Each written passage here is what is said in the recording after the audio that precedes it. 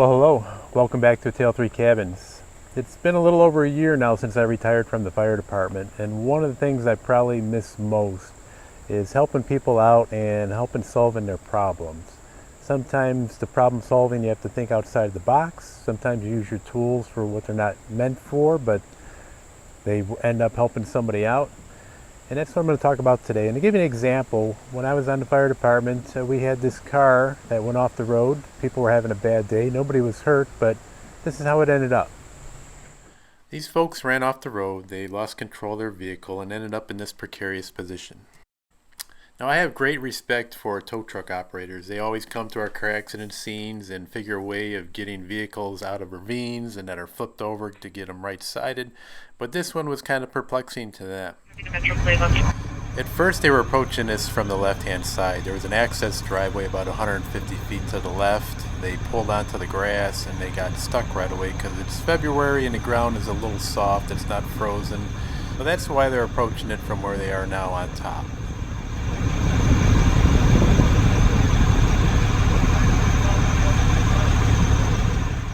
And it might seem simple, but if you think about it, if they pull backwards, they're going to scrape the rocker panels and do some damage to this vehicle, or more damage. If they go onto the grass and they pull forwards, they're probably going to clip the back bumper, damage the gas tank, and do damage that way.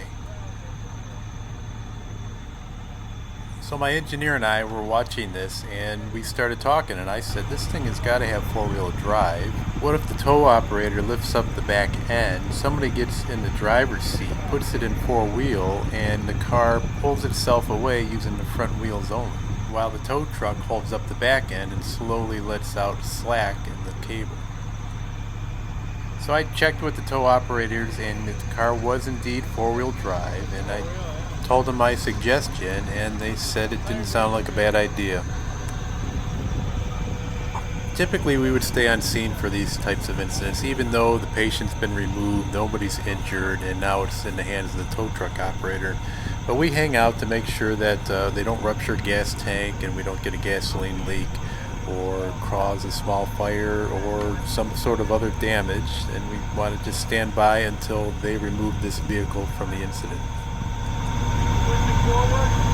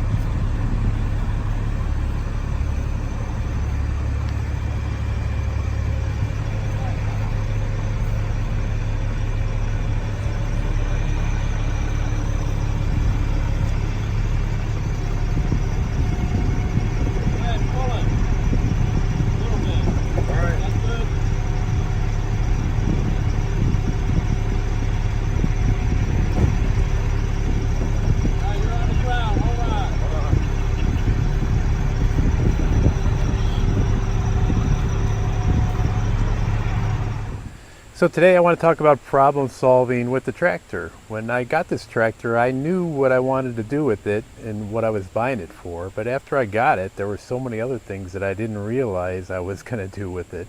And I'm going to cover some of those right now. Some of it involves thinking outside the box, some of it involves just helping people, and just using it in ways that I never imagined. So come check that out. Good for my YouTube channel. but... So if you've been watching my earlier videos, I've been working on a pole barn, and I cleared out a large area, and a lot of people delivering packages now are using that area to turn around their vehicles, and that's what this UPS driver did.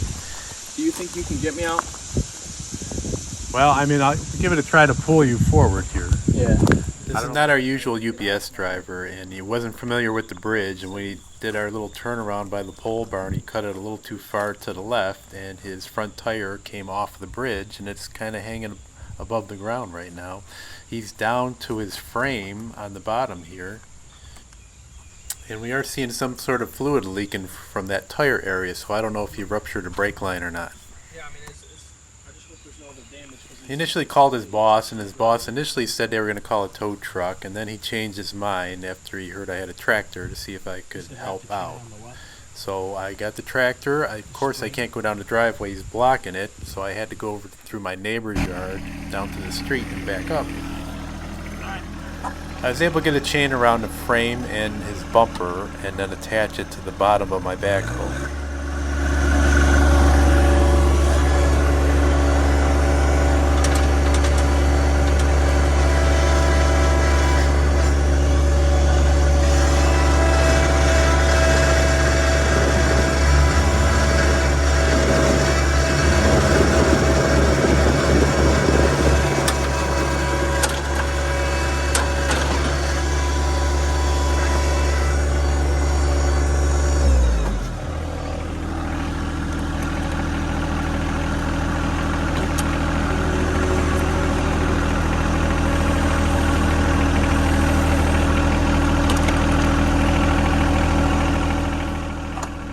We did a quick survey of the vehicle. We determined that what was leaking was their lubrication system that kind of just pumps into their grease fittings. So it wasn't a hazard, it wasn't a brake line, and everything seemed to be intact. I removed the chain. He drove the vehicle forward and backward a couple times.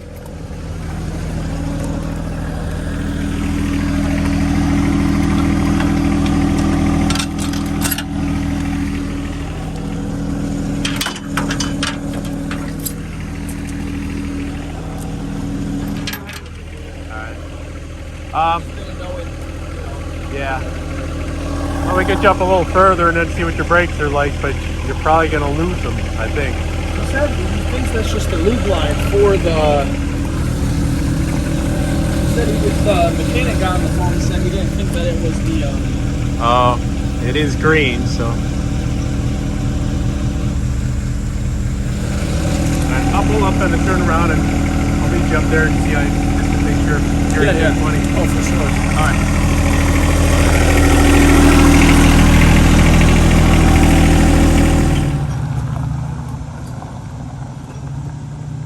And that was that. He went on his merry way, and hopefully to finish his route for today. I ended up with just a few scrapes on the bridge, a little burnt rubber there, and some of my stone. I just had a couple ruts I had to repair. Now earlier in the spring I had something similar, but it was a truck delivering stone that got wedged on a tree, and their wheels also came off the ground, making the same turn as the UPS driver, except this time I pushed from behind to get him out.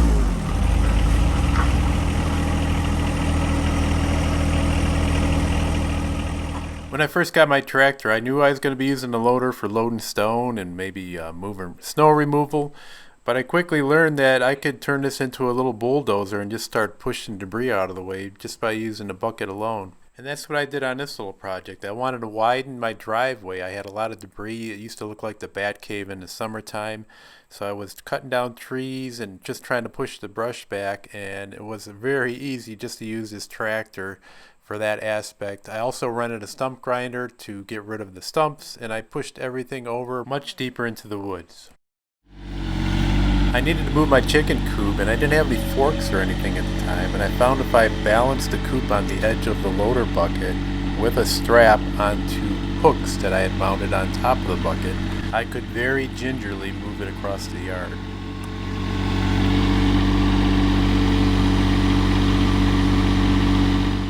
Even though I have a wheelbarrow, I'll probably never use it again because I have a loader bucket. And this is one of those times where it just came in handy when I was remodeling our bedroom to get rid of all the drywall out the window.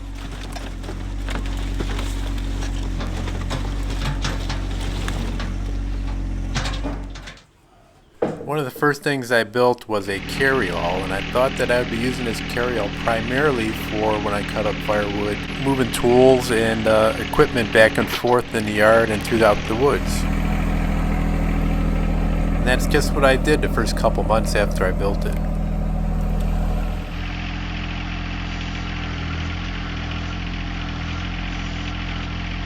But I didn't realize just because it's called a carryall that it was going to be carrying me eventually.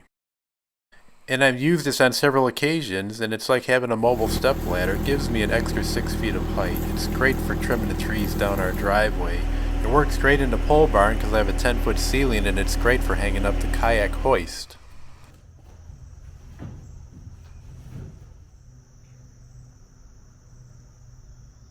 Another way of thinking outside the box is I have a rangefinder that I use for hunting, but it never occurred to me to give it a try when I cut down trees. Sometimes I can't tell exactly how tall a tree is that I'm cutting down and how far it might take up room when it falls to the ground. Is it going to hit our house? Is it going to hit our garage?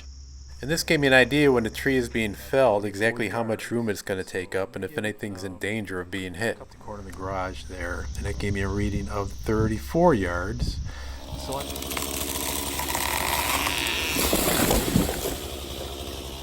a subsoiler is made to create little ditches in the ground, especially underground, without disturbing a lot of soil for drainage. But I bought it for the purpose of laying down an underground Romex line to my shed. I don't have a welder, but I used hose clamps to hold in a piece of conduit where I was going to feed Romex in the top, and then hopefully it would go down a couple feet below into the dirt.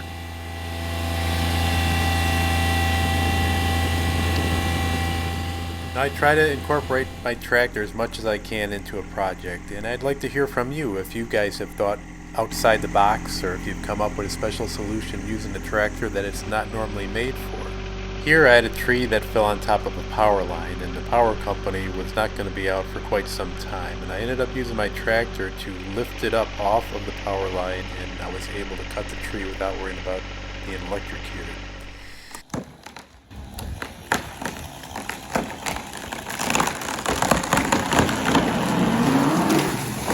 Now I always use a tractor some way when I'm cutting down a tree, but in this instance I was thinking outside the box when I was driving down the road and I was behind a lumber truck, and I actually pulled this guy over and I asked him if he did stuff in the neighborhood and would he be interested in just taking this old oak tree away once I cut it down, because I knew the main trunk was pretty decent for if they wanted it for furniture, and I didn't want to break my back trying to roll this stuff around. So it really worked out well for us. It got rid of a good chunk of that lumber. I didn't have to split it all up, and there was still a lot of lumber left from the upper branches for firewood. While plowing my snow back in the wintertime, a couple doors down I could see that they were stuck pretty good out by their apron, and I had a tow strap nearby, and I just went over there really quick, cut it underneath the frame of their vehicle, and within minutes they were unstuck. I had purchased a tooth bar for my loader bar, and I primarily bought it for what it's used for, digging with your loader, being able to dig better than just the edge. But I was doing a little makeover project for my daughter's front yard, and they had a bunch of this creepy viney material, and it was pretty thick, and I needed more like a real thick rake to get it out, but the tooth bar worked just fine. I just put it on end and kind of used it as a rake. And lastly, the loader seems to be the thing you use most on these tractors, and you try to find different ways to use that lifting power. And here was a buddy of mine that wanted to pull out a bunch of his old chain link fence posts, and it worked like a charm. Just a chain in the loader bucket, gotta have the hooks on top though. So again, I would love to hear your stories in the comment section below on how you might have thought outside the box or used your tractor for a way it wasn't intended.